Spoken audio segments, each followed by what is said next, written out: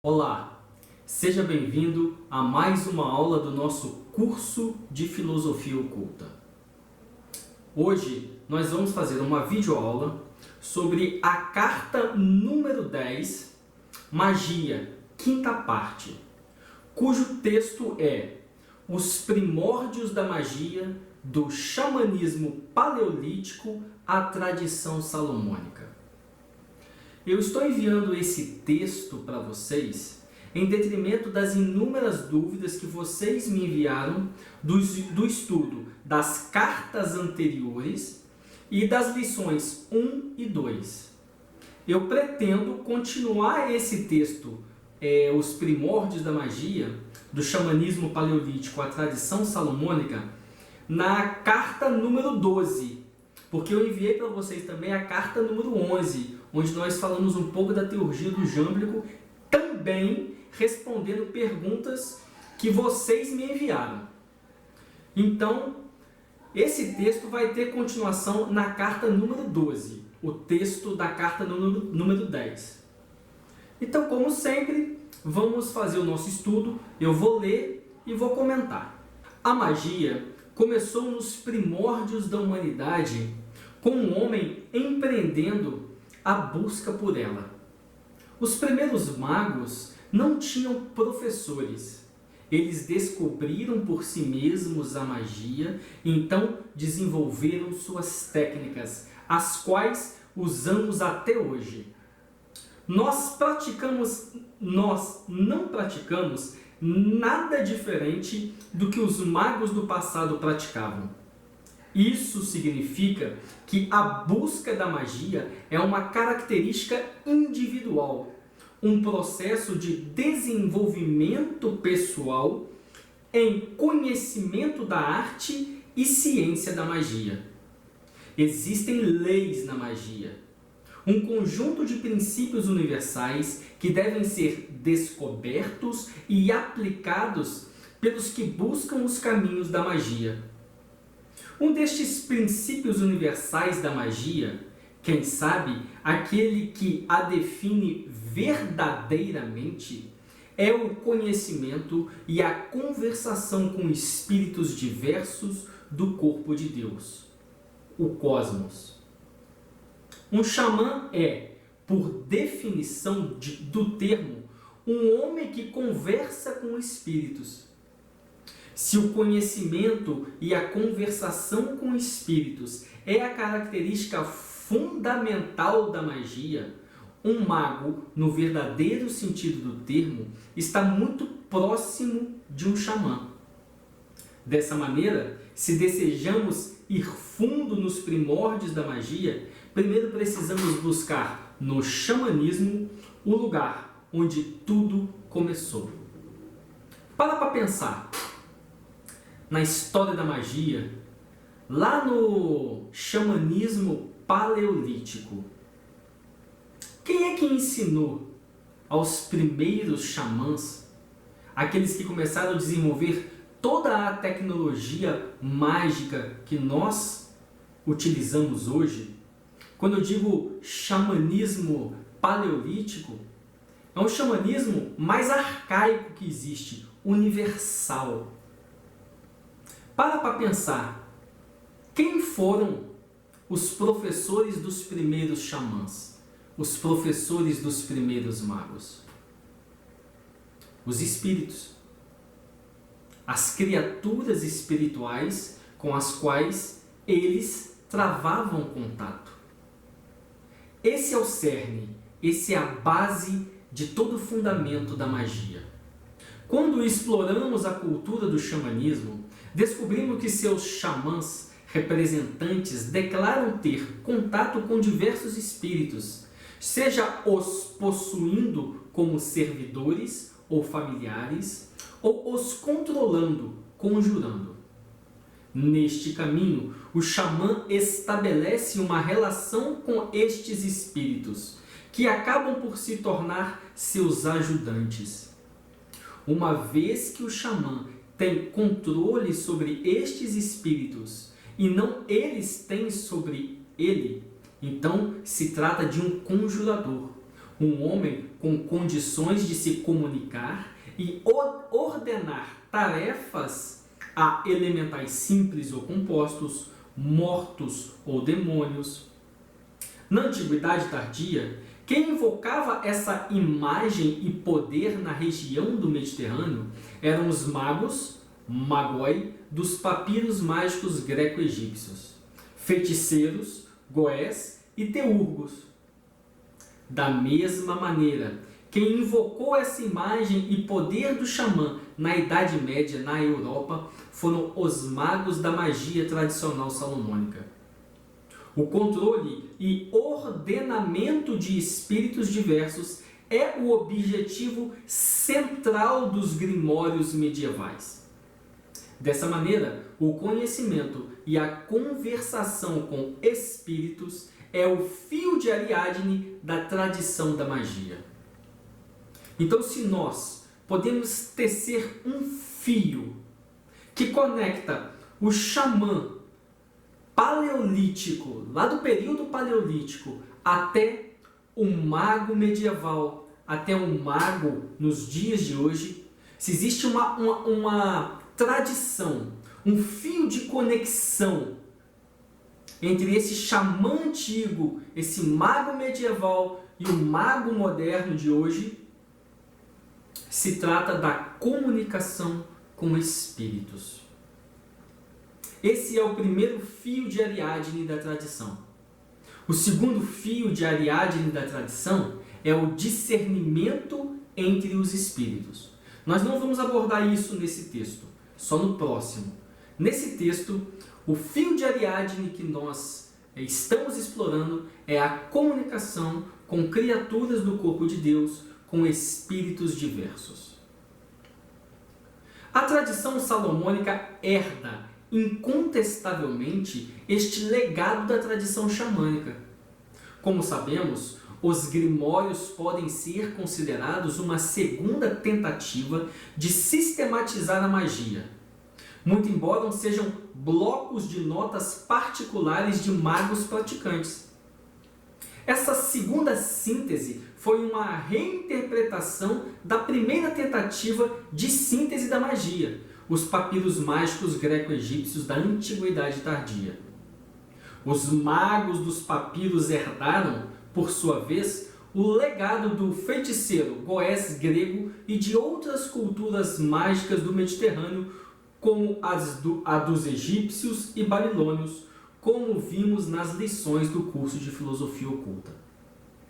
Essas culturas têm suas raízes em comunidades pré-agrárias, cuja magia deriva do conhecimento e conversação com espíritos diversos.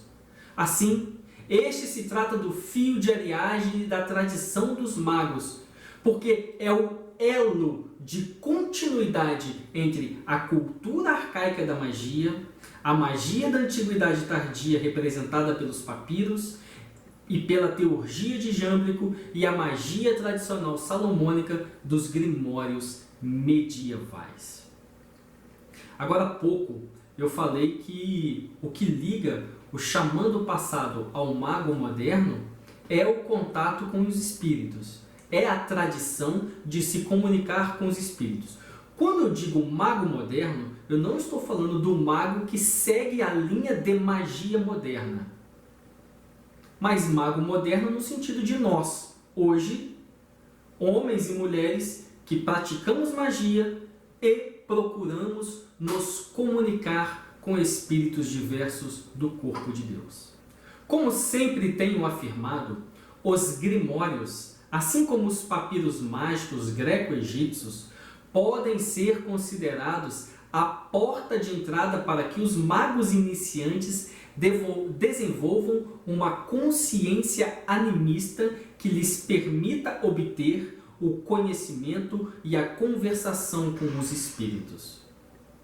Nos papiros não há uma sistematização coesa para tal, e é necessário que o mago seja treinado por um tutor que entenda da magia dos papiros ou que já tenha experiência na comunicação com espíritos.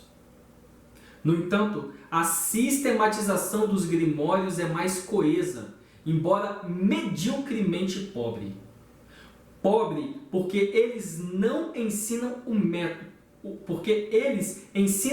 método, mas não a lógica por trás do método. Os papiros, por outro lado, nem método apresentam.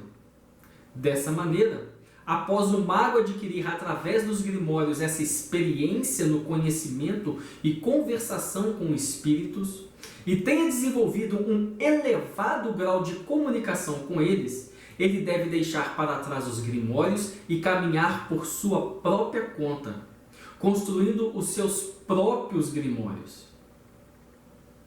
A tradição dos grimórios medievais apresenta isso de certa maneira.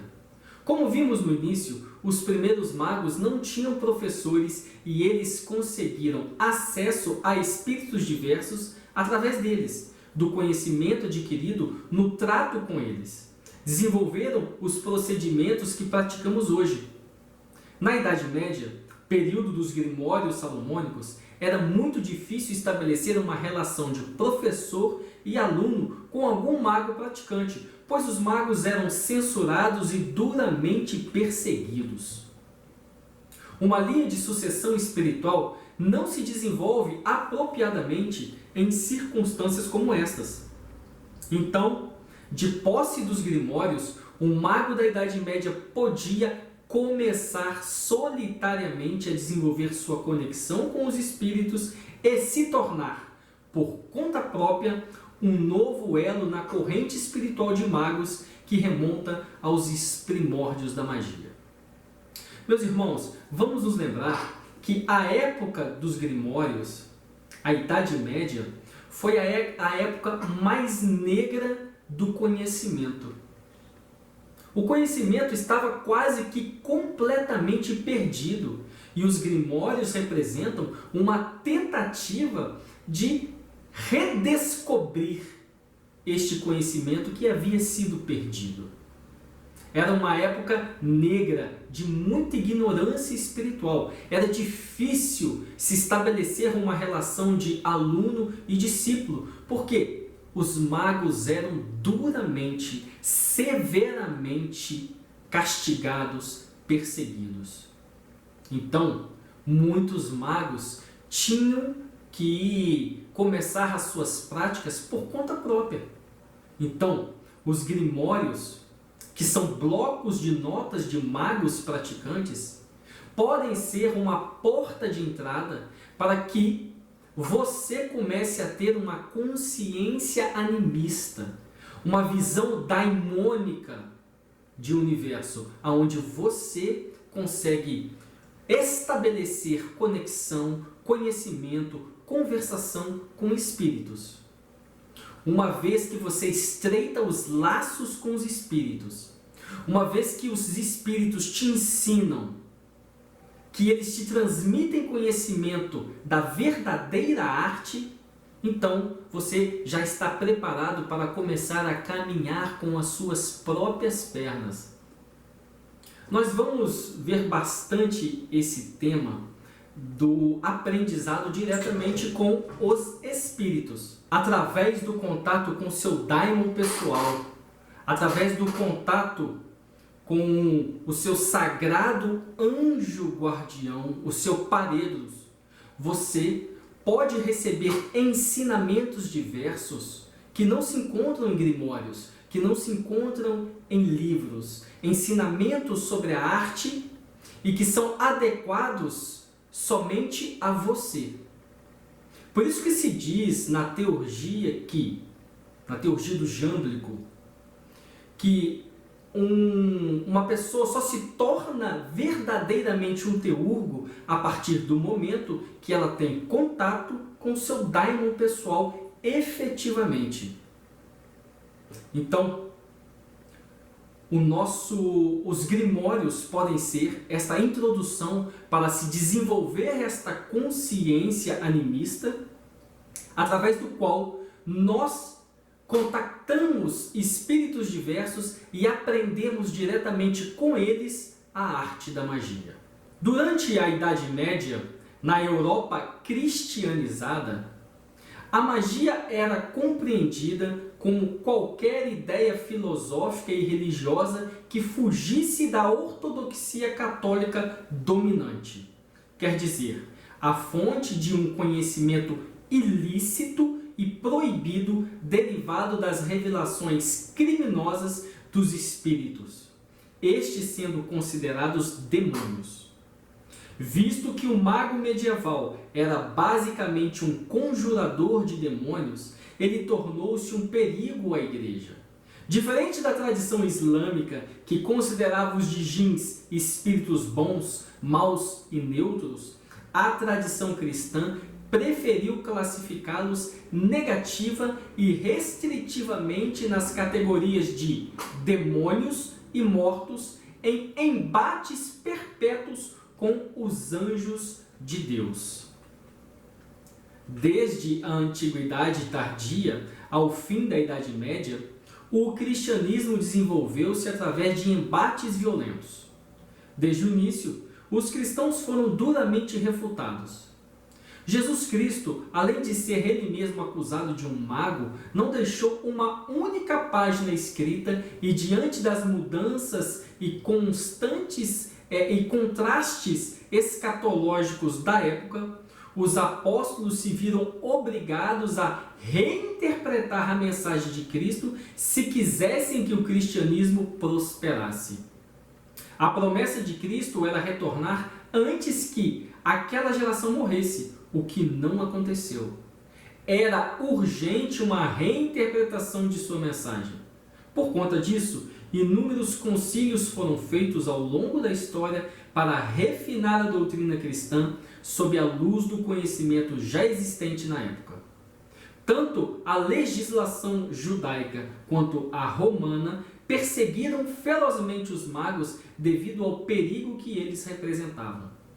Trata-se, na verdade, de um medo primordial que a imagem do papel do mago na sociedade representa.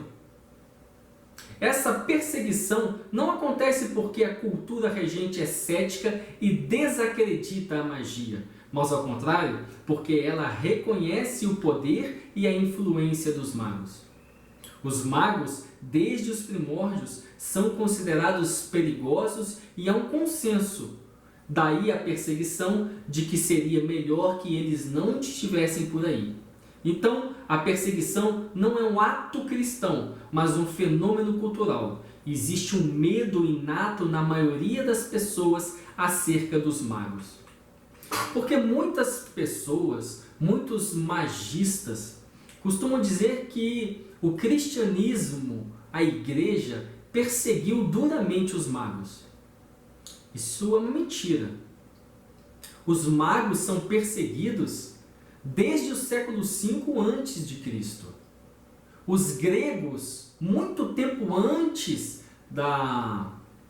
do cristianismo, já repudiavam e perseguiam os magos. Os judeus, muito tempo antes do cristianismo, já repudiavam e perseguiam os magos. Então, a perseguição aos magos não é um fenômeno que aconteceu dentro do cristianismo, após o cristianismo, mas é um fenômeno universal.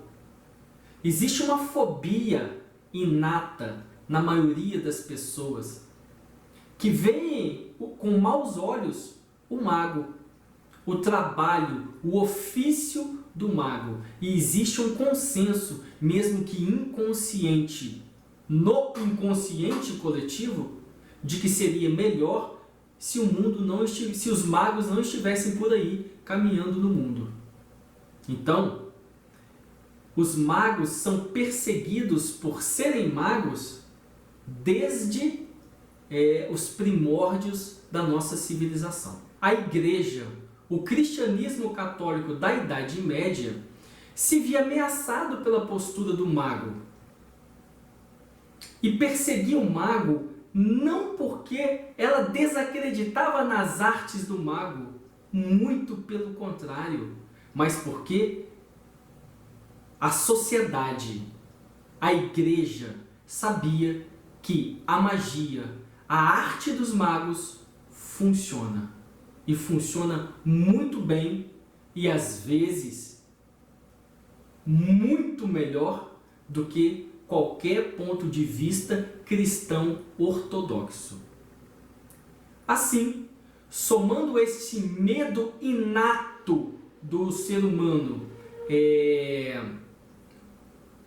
que ele possui do mago, a essa grande ameaça que o mago representou na Idade Média, era muito difícil, era muito complicado se praticar magia naquela época e tentar estabelecer uma linha de sucessão discipular. Nesse caminho, os primeiros padres da igreja decidiram acusar a magia de tudo aquilo que constatava a igreja, atribuindo seus méritos exclusivamente a demônios. Na tradição cipriânica da magia, encontramos no Confessio Cipriani, escrito por volta do século IV d.C., um quadro muito claro desse panorama. São Cipriano teria sido iniciado nos mistérios pagãos de Roma e na arte da magia. O texto acusa que o conhecimento adquirido por São Cipriano é o resultado direto de seu contato com o diabo. O contato com os demônios passou a ser identificado pela Igreja como a fonte do conhecimento arcano da magia, e é por isso que durante a Idade Média os perseguidores dos magos acusavam Ram, um dos 3 filhos de Noé, como o patrono da magia, aquele que iniciou a transmissão desta arte amaldiçoada e proibida. Na verdade, a fonte primordial do conhecimento da magia, segundo a tradição cristã, em um exercício de exegese bíblica e apócrifa confuso, foi a interação dos anjos caídos com as filhas dos homens. O resultado foi a corrupção da humanidade, levada pelo dilúvio por conta de tanta iniquidade. Cassiano, o monge fundador da magia de São Vítor, em Marsella por volta de 415 d.C., e que influenciou profundamente as ideias da Igreja na Idade Média, atribuiu a magia como um conhecimento provindo diretamente de Sete, filho de Adão e Eva fora do Éden. É de sua linhagem ou sangue, herdado de Adão, que vem a profecia por inspiração divina, o conhecimento das virtudes das plantas, pedras e astros, dos espíritos das estações e seus fluxos sazonais, as virtudes dos elementos, o conhecimento de todas as coisas escondidas e a sabedoria inata. Os filhos de Sete, maravilhados com a beleza das filhas de Caim, se uniram a elas e delas receberam o conhecimento arcano da magia. As filhas do sangue de Caim teriam aprendido a magia com demônios, repassando o conhecimento aos filhos do sangue de Sete. Então, na tradição cristã, essa é a fonte da magia. Os anjos caídos, os demônios, então, que se apaixonaram, que ficaram maravilhados com a beleza das filhas de Caim, tiveram com elas relações e ensinaram para elas magia. Então, a prole dessa miscigenação, em contato com os filhos de Sete, ou seja, a prole da disseminação dos anjos caídos, os demônios, com as filhas da linhagem de Caim, que depois, aprendendo isso, tiveram contato com os filhos da linhagem de Sete, espalharam a magia pela humanidade.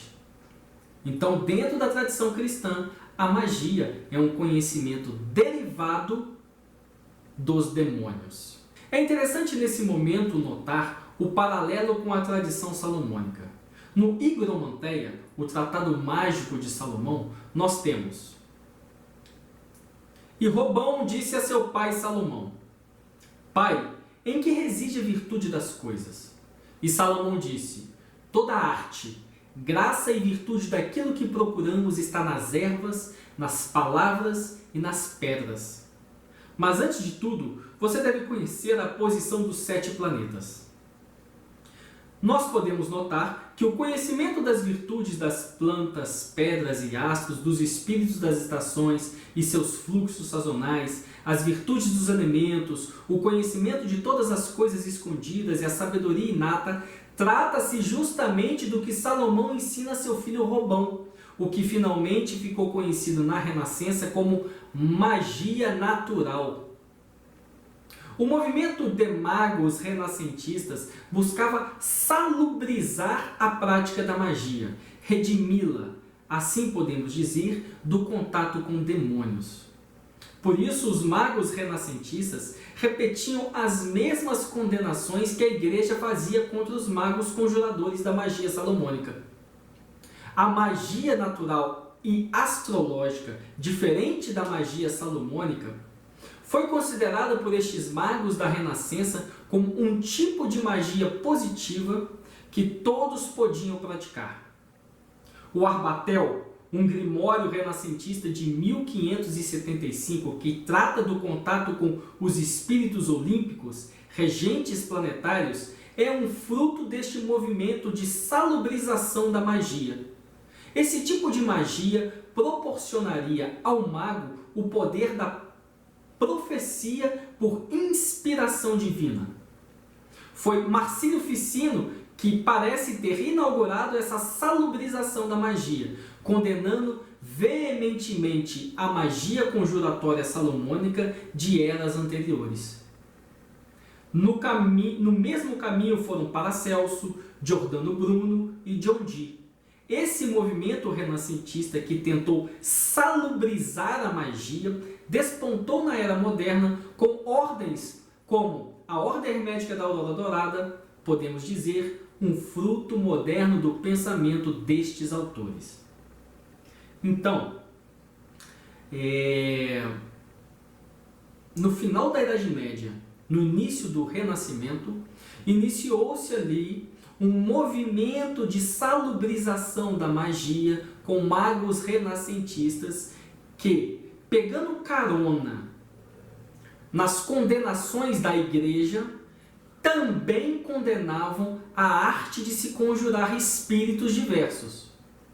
E começaram então a colocar ênfase na magia natural, que Salomão já havia ensinado a Robão, sobre o conhecimento das virtudes das plantas, o conhecimento das virtudes dos astros, o conhecimento das virtudes das pedras, dos metais.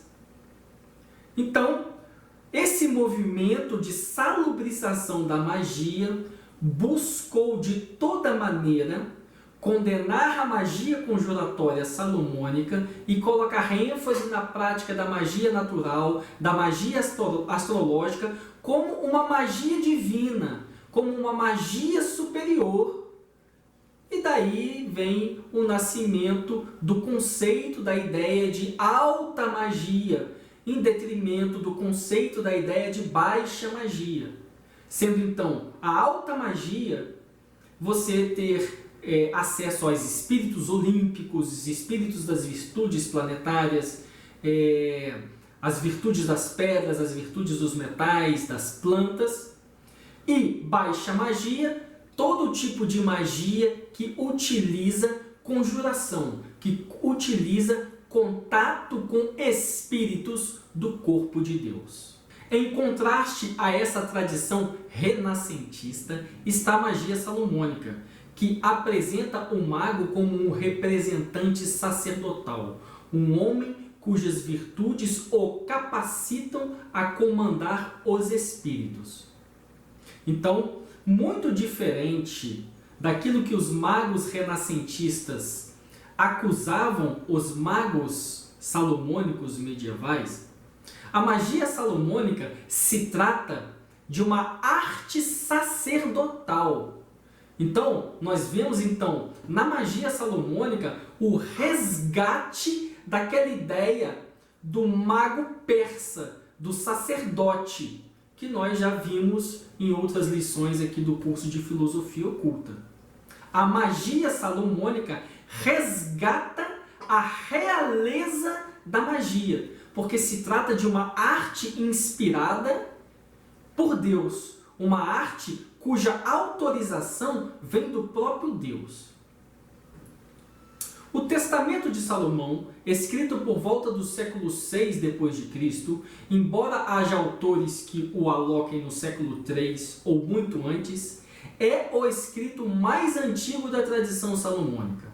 Nele, o conhecimento e conversação com demônios e a ajuda dada por eles ocorre por meio da intervenção do poder de Deus e de sua milícia celeste. No Higromanteia, o Tratado Mágico de Salomão, nós temos 2 pontos. Você deve saber, ó homem, esta primeira e mais importante, última instrução para tudo relatado aqui. Ore a Deus com toda a sua alma antes de cada operação e recite o seguinte com um coração puro e humilde. Senhor nosso Deus, Adonai, Elisabaô, Lameque, Sante, Lanatô, Kamatan, Tetragamaton, início e fim, Santo, Santo, Santo, Senhor Sabaô, todo o céu e terra estão cheios de tua glória. Nosso Pai que está nos céus, sustenta-nos com os teus santos nomes, Senhor Deus Sabaô, pelas operações dos santos antepassados Enós, Cainã, Malalel, Metaela, Sete, Enoque, Noé, Melquisedeque, Josué, o filho da freira, Abraão, Isaque e Jacó, Davi e Jessé, Salomão e Robão, pelas orações de seus santos, ó Senhor nosso Deus, seja nosso Salvador, misericordioso comigo, defensor e assistente. Essa ideia de permissão, autoridade e apoio divino na arte conjuratória não é medieval e reside nos primórdios da magia goética da antiguidade, onde divindades celestes, quitônicas e daimones superiores eram convocados para conferirem ao mago poderes sobre os daimones menores, espíritos inferiores. Mas durante a Idade Média, frente à escatologia da reforma que a Igreja propôs, a única fonte disponível de autoridade, força e poder era Deus e sua milícia celeste. Por conta disso, para a eficiência completa da magia dos grimórios, os magos têm que ter uma profunda compreensão da cosmovisão cristã e demonologia medieval. Salvo engano, vivenciá-la e compartilhar de suas crenças reais nela. Os grimórios, sendo frutos da revelação demoníaca, dependiam do conhecimento daimônico, quer dizer, uma visão animista acerca dos espíritos que permita ao mago conhecer sua hierarquia e estabelecer distinção entre eles, assim como de suas funções espirituais. O que valida uma operação de magia salomônica, portanto, é a presença divina de Deus através de sua milícia celeste. Por isso, os magos competiam diretamente com os sacerdotes da igreja. Por que alguém deveria frequentar a igreja e ter acesso a Deus através dos sacerdotes, se é possível, através da magia dos grimórios, invocar a intervenção, a autoridade e poder de Deus sem intermédio da igreja? Portanto, nós vimos que, diferente das acusações que os magos renascentistas faziam da magia salomônica e seus magos, a magia tradicional salomônica se trata de uma arte divina, de uma arte inspirada por Deus, de uma arte cuja autoridade e autorização vem do próprio Deus e não do demônio. É a graça de Deus, é a inspiração divina que confere ao mago a sua autoridade sobre os demônios. Portanto, meus irmãos do curso de Filosofia Oculta, a arte de se conjurar espíritos, a arte de se tratar com espíritos diversos do corpo de Deus, é uma graça dada por Deus. E não se trata, como a igreja acusa, de um conhecimento derivado estritamente de demônios. Não. A interpretação corrente e correta não é essa. A interpretação trata-se de uma arte inspirada. Quando nós estudamos os grimórios, o que nós descobrimos? Sempre um anjo do Senhor revela e dá autoridade ao mago para descobrir aquilo que está escrito nos grimórios, para ter acesso à sabedoria que está oculta por trás das chaves que estão nos grimórios. Então, é a autoridade, é a graça de Deus que confere um mago o poder e a sabedoria de entender o que está escrito nos grimórios e através deste entendimento e através desta autoridade e através desta graça conjurar os espíritos do corpo de Deus. A cosmovisão dos grimórios salomônicos é cristã. Depende de uma maneira cristã de enxergar a realidade. A própria temática do texto que inaugura a magia tradicional salomônica, o Testamento de Salomão, foi estruturado sobre uma base cristã.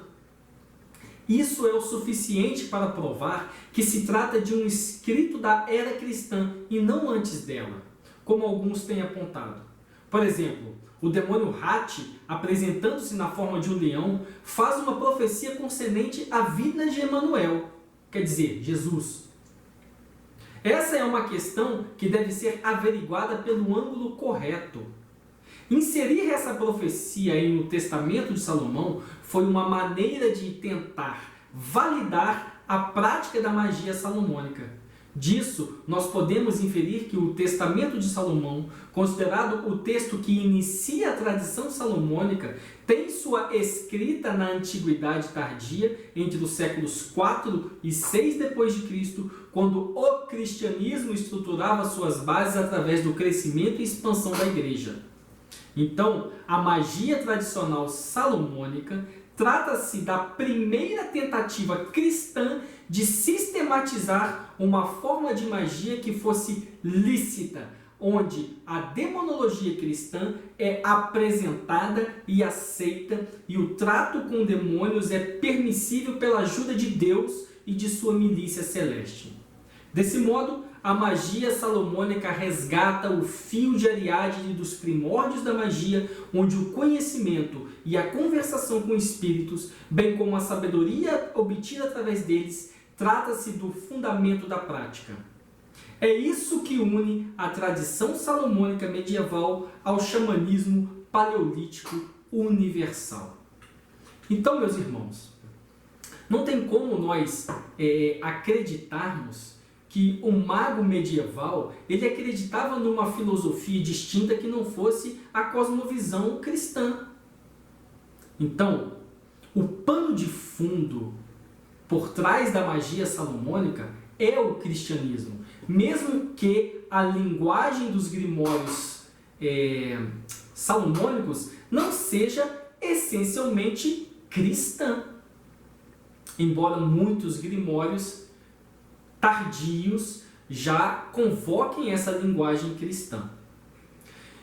Então, a magia salomônica, o Testamento de Salomão, quando o demônio Hati ele apresenta-se na forma de um leão e profetiza a vinda de Emanuel, é uma forma de validar a magia salomônica como uma prática de pano de fundo cristã.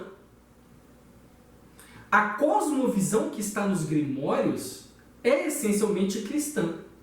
Então, para se entender da hierarquia de demônios, dos daimones que estão ali tratados nos grimórios, da hierarquia celestial, há que se ter um conhecimento de cristianismo e de demonologia medieval para se operar com fundamento, para se operar com coesão a magia salomônica. Como eu falei em uma aula anterior, lá do curso de ocultismo católico, para nós acessarmos a magia dos grimórios, precisamos da chave certa na fechadura correta. Então, a chave certa é a cosmovisão cristã. A fechadura são os próprios grimórios. Então, para ter acesso ao pano de fundo que alimenta os grimórios, a cosmovisão tem que ser cristã. Então, nós não podemos pensar que o mago da Idade Média ele tivesse em conta qualquer outra filosofia, qualquer outra ideia religiosa que não fosse aquela do cristianismo. Dessa maneira, se você quer praticar melhor a magia dos grimórios, você tem que, pelo menos, entender bastante de hierarquia espiritual dentro do cristianismo e, principalmente, de demonologia. A tradição dos grimórios se desenvolveu em uma Europa cristianizada. Não existe nenhuma evidência de que o mago salomônico europeu acreditasse ou tivesse qualquer ideia filosófica e religiosa acerca de outras tradições espirituais que não fosse aquela vigente de sua época e contexto e história. Isso significa que o mago salomônico medieval não via os espíritos goéticos, por exemplo, como daimones ou até mesmo deuses antigos de outras religiões. Ele os via como demônios, de acordo com a cosmovisão cristã, e esperava que os espíritos se comportassem como tal. O Higromanteia, o Tratado Mágico de Salomão, demonstra isso claramente. Nele, a convocação e imprecação dos demônios com a ajuda de Deus e sua milícia celeste é o cerne do trabalho espiritual. 2 pontos.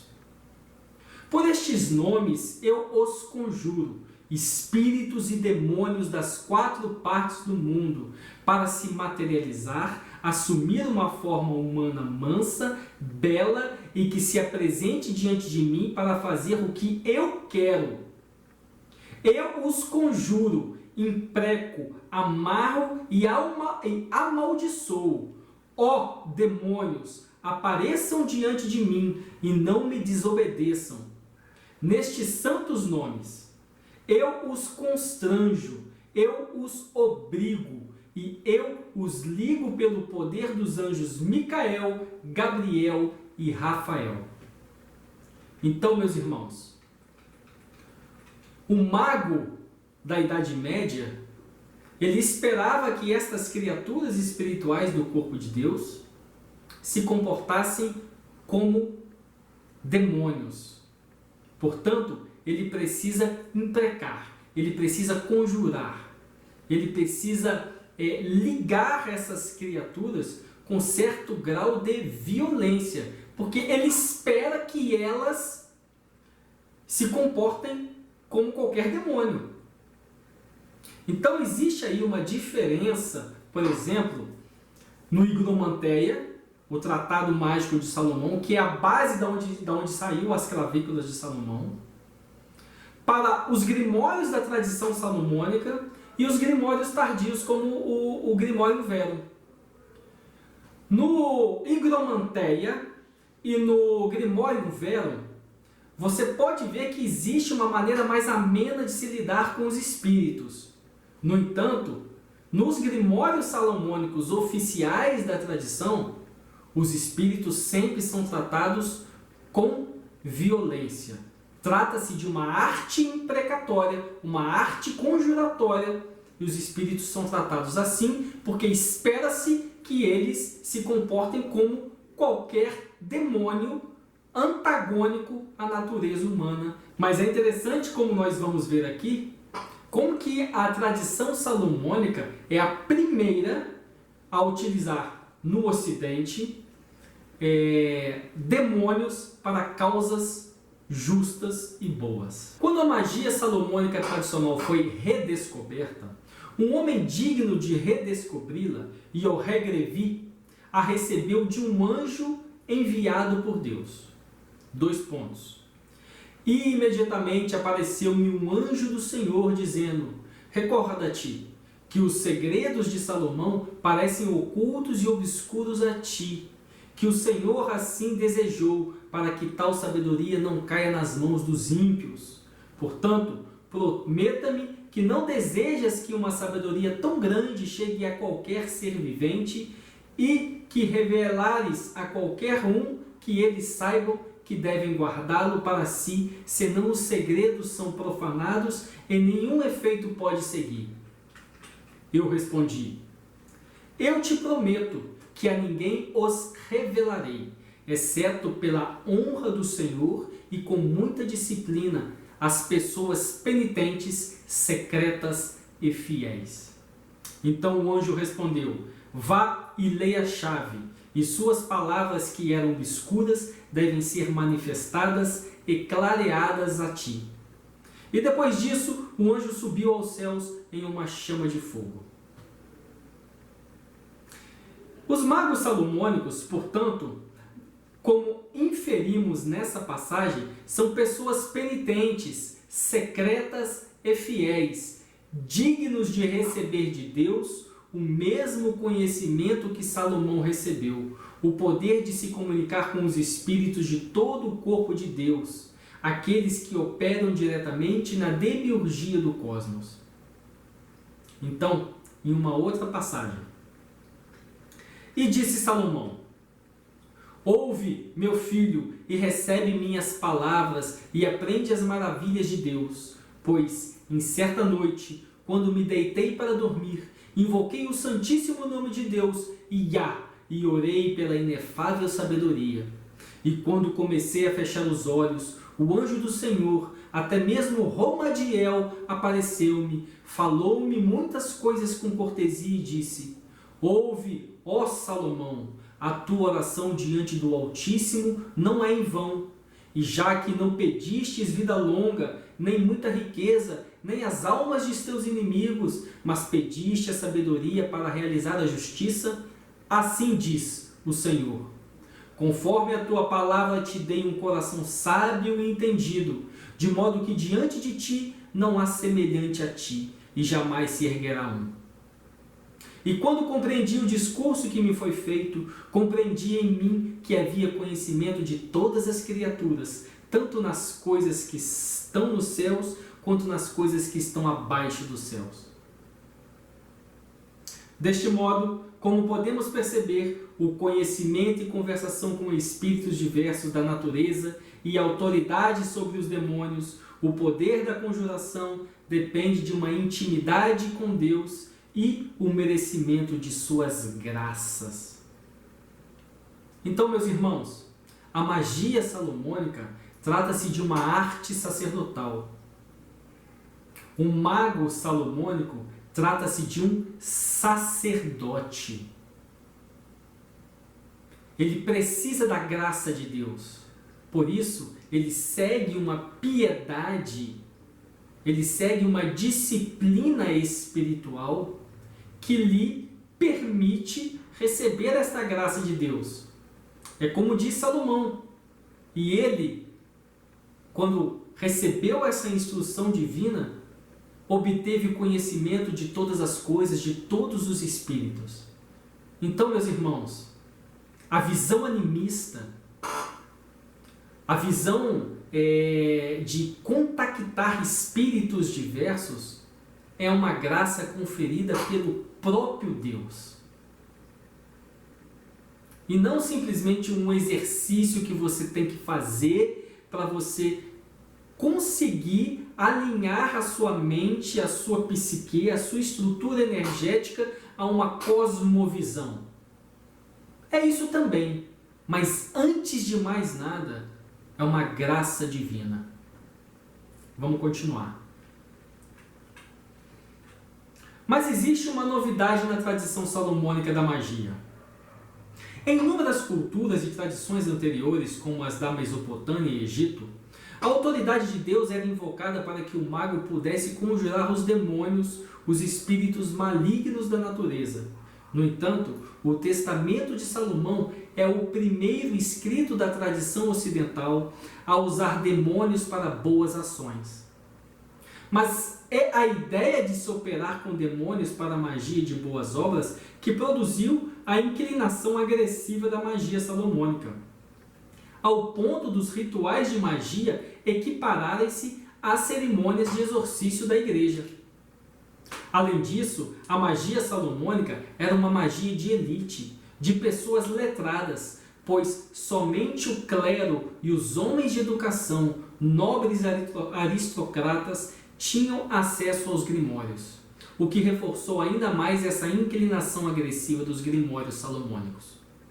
O mesmo não ocorre com os grimórios anteriores e a latinização deles, como o Higromanteia, Tratado Mágico de Salomão, ou os grimórios tardios como o Grimório Verum.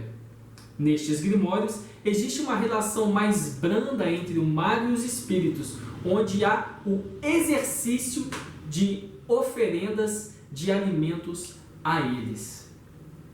Então, nos grimórios salomônicos não existe oferendas aos espíritos. O que existe é uma conjuração total, uma imprecação total, e o mago força o demônio, o espírito, a fazer um juramento de que ele vai seguir as ordens do mago. Já o Higromanteia, já o Grimorium Verum, trabalha com um contato mais ameno, mais brando, e a possibilidade de se arriar sacrifícios a esses espíritos. Desde os primórdios da magia, do xamanismo paleolítico à magia tradicional salomônica, uma intricada tecnologia mágica de purificação e de preparo para a magia, como requisitos fundamentais ao seu exercício, tem se desenvolvido, dotando a tradição da magia com requinte de sacerdócio, a típica imagem do magus persa, como vimos nos textos anteriores. Isso não foi inserido na tradição salomônica porque sua cosmovisão é cristã, mas ao contrário, é outro fio de Ariadne da tradição da magia que vem se desenvolvendo desde os primórdios. A purificação espiritual, através deste preparo inicial, possibilita receber a graça de Deus, seu conhecimento e autoridade para se comunicar com os espíritos diversos do cosmos. É esse aspecto sagrado da magia tradicional salomônica que fazia do mago medieval um concorrente da igreja. Por outro lado, a igreja oferecia o santo, que, possuindo os mesmos poderes de um mago salomônico, condenava a magia como uma arte de profanos e o resultado de uma comunicação ilícita com demônios. Então, uma vez que a magia salomônica trata-se de uma arte sacerdotal, trata-se de uma arte dada ao mago pelo próprio Deus, pela autoridade e autorização de Deus, está muito claro que se tratava de uma concorrência com a igreja. Então, a igreja oferece a magia, podemos dizer assim, né? Oferece a comunicação com os santos. Os santos eram aquelas almas iluminadas que, possuindo os mesmos poderes dos magos, condenavam a magia. Isso nós vamos ver no nosso estudo que continua esse texto. Meus irmãos, esse texto então foi escrito para clarear muitas coisas então na mente de vocês com relação à magia, à história da magia. Nessas cartas nós vamos continuar com esse tipo de texto e vamos incluir também nas próximas o nosso estudo e nossa prática com os espíritos dos livros ocultos de Moisés, já como uma prática de aperfeiçoamento àquele exercício inicial de conjuração que eu passei para vocês. Gratidão e até a nossa próxima aula.